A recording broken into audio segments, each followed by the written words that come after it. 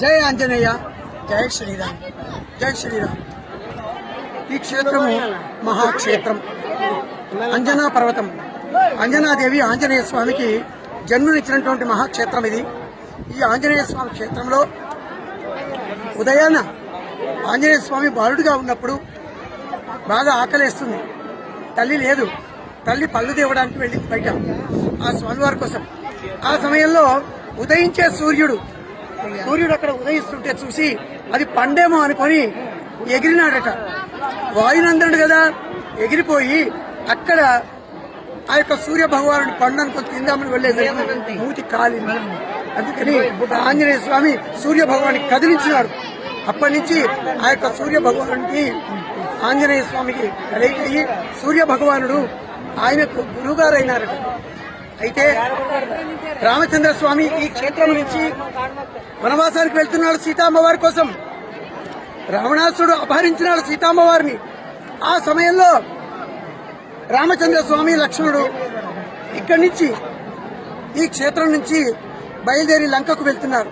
ఆ సమయంలో ఈ కొండపై నుంచి ఒక ధ్వని వినబడుతుంది, రామా రామా రామా రామా అని.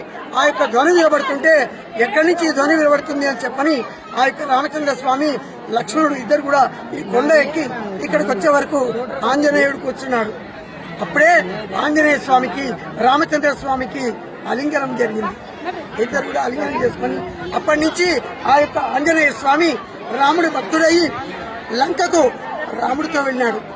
ఆ రామచంద్ర స్వామి, లక్ష్మణుడు, హనుమంతుడు ముగ్గురు కూడా లంకకు వెళ్లి సీతామ్మవారికి ఆ యొక్క స్థలాన్ని కనుక్కున్నాడు. కనుక్కున్న తర్వాత రామచంద్ర స్వామికి వచ్చి చెప్పినాడు, రామా అమ్మవారు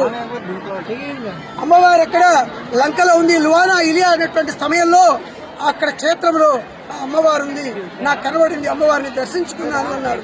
అప్పుడు రామచంద్ర స్వామి అన్నాడు, సీతా అమ్మవారు నువ్వు హనుమంతుడు కాదు, నువ్వు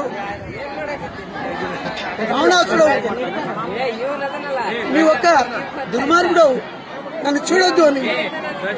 అప్పుడు అమ్మా నేను హనుమను, రామచంద్ర స్వామి నన్ను పంపించినాడు అని మళ్ళా పోయి గుర్తుపట్టక నువ్వు మాయావివి అనింది.